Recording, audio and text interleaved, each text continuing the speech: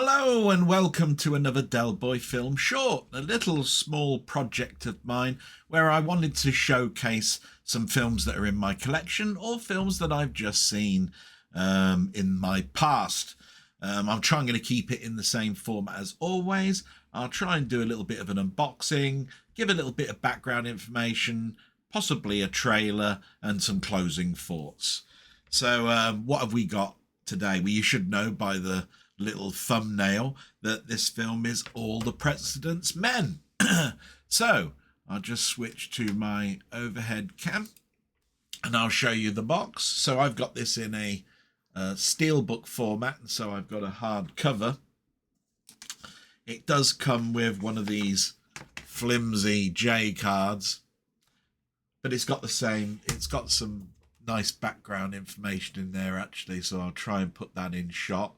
This is a 4K steelbook. This is the actual steelbook, which I think is actually quite nice. It's got some embossing and debossing. Don't know if you can see, if I just turn it slightly like that, you can see the embossing there, and there is some slight indentation. So that's quite nice there. On the back, you've just got some information about the film.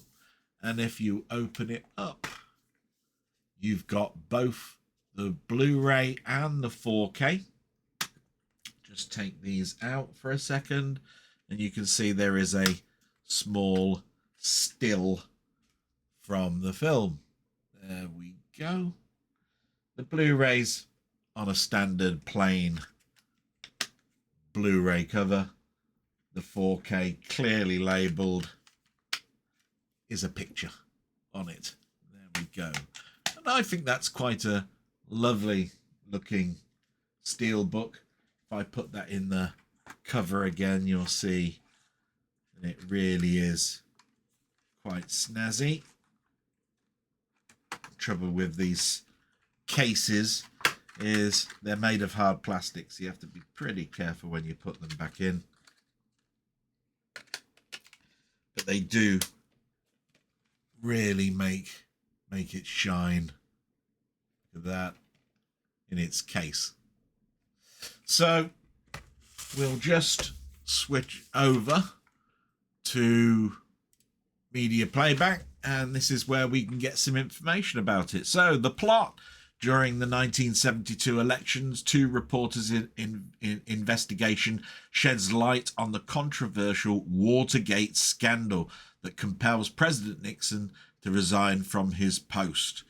So this is a 1976 film, and it stars Dustin Hoffman as Carl Bernstein, Robert Redford as Bob Woodward, and Jack Warden as Harry Rosenfeld.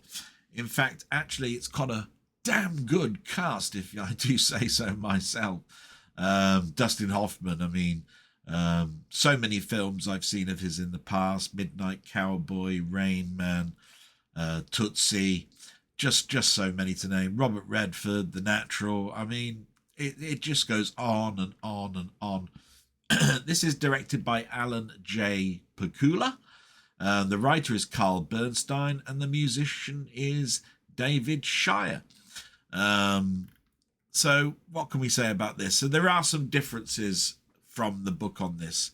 Unlike the book, the film covers only the first 7 months of the Watergate scandal, from the time of the break-in to Nixon's second inauguration on January 20th, 1973. The film introduces the catchphrase "follow the money" in relation to the case, which did not appear in the book or in any Watergate documentation. In the filming, Redford first selected Al Pacino to play Bernstein, but later decided that Dustin Hoffman was a better fit for the role. And I have to say, yeah, I can't think of this film with Al Pacino in it. I don't think it'd quite work. Hoffman and Redford visited the Washington Post's offices for months, attending news conferences and conducting research for their roles, because the Post denied the production permission to shoot in its newsroom. Set designers took measurements of the newspaper offices and took many photographs, Boxes of trash were gathered and transported to sets, recreating the newsroom on 2 sound stages in Hollywood's Burbank studio for $200,000. The filmmakers went to great lengths for accuracy and authenticity, including making replicas of outdated phone books. Nearly 200 desks were purchased for $500 each from the same firm that had sold the desks to the Post in 1971. The desks were painted the same colour as those in the newsrooms. The production was supplied with a brick from the main lobby in the Post so that it could be duplicated in fiberglass for the set. My God, they went to some lengths. Principal photography began in May 12, 1975 in Washington, D.C. The release then, All the President's Men was initially assigned an R rating by the Motion Picture Association of America, MPAA, due to multiple uses of the word fuck. And its derivatives, Warner Brothers and Robert Redford, appealed the decision, arguing that the film's subject matter and historical importance warranted a lower rating. The MPAA Appeals Board required a 2/3 majority to overturn a rating, agreed and reclassified the film as PG, and that's because the PG-13 rating did not exist at the time, and as it was created in 1984. MPAA President Jack Valenti later stated that the film would have received a G rating if not for the profanity. According to the MPAA official Richard Hefner, the appeals board considered the language to be contextually appropriate given the film's journalistic and educational significance. The decision exemplified the MPAA's ability to exercise discretion in its rating process, particularly the film regarding as culturally and historically important. At the box office then, All the President's Men grossed just over 7 million from 604 theatres in its first week, placing it atop the US box office. It eventually grossed 70.6 million at the box office. And the critical reception, All the President's Men has received near universal acclaim from many film critics, both on its release and in the years immediately following it. On the review aggregator website Rotten Tomatoes, the film holds an approval rating of 94% based on 71 reviews, with an average rating of 9.2 out of 10. The website's critics' consensus reads, "A taut, solidly acted paean to the benefits of free press and the dangers of unchecked power, made all the more affected by its origins in real-life events." On Metacritic, which assigns a weighted average score out of 100 to reviews from mainstream critics, the film received an average score of 84 based on reviews from 18 critics. So that's pretty much all I need to say about that. I think what we'll try and do now is I'll do a little bit of a playback and then give you some closing thoughts. So here's the clip. Hopefully it can stay in without being censored out.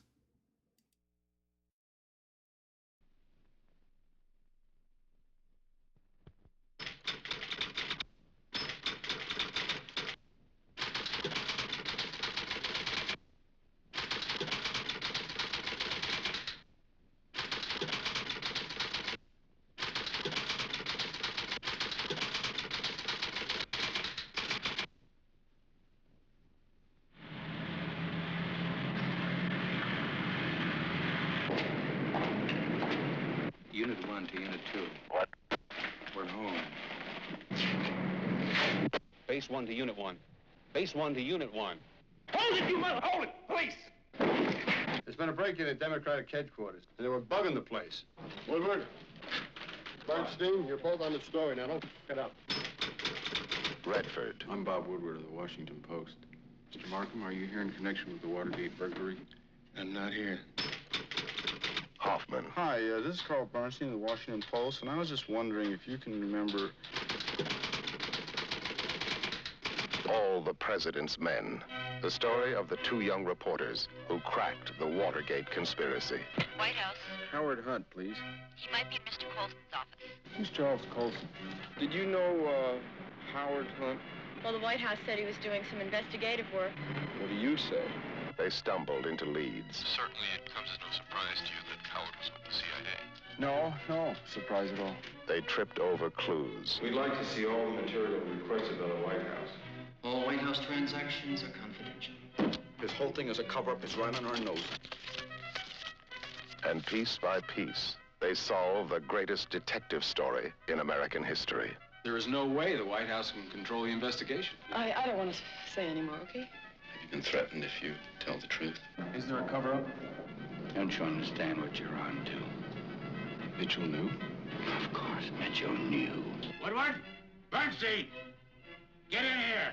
At times, it looked as if it might cost them their jobs. You guys are about to write a story that says the former Attorney General, the highest-ranking law enforcement officer in this country, is a crook. Their reputations. Why is the Post trying to do it? I don't know. Perhaps even their lives.